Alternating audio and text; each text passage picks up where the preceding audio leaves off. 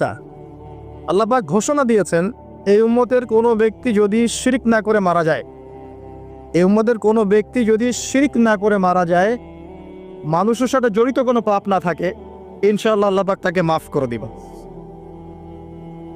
আর এই সূরা নিসার আয়াতটাও এটাই প্রমাণ করছে।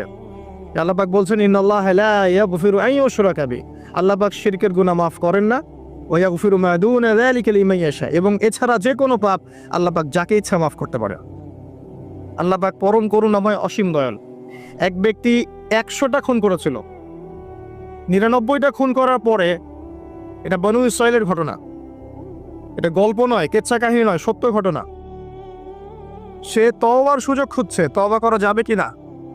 খুঁজতে খুঁজতে খুঁজতে একজন আবেদের কাছে গিয়েছে। আবেদ মানে যে ইবাদত করে কিন্তু জ্ঞান নাই।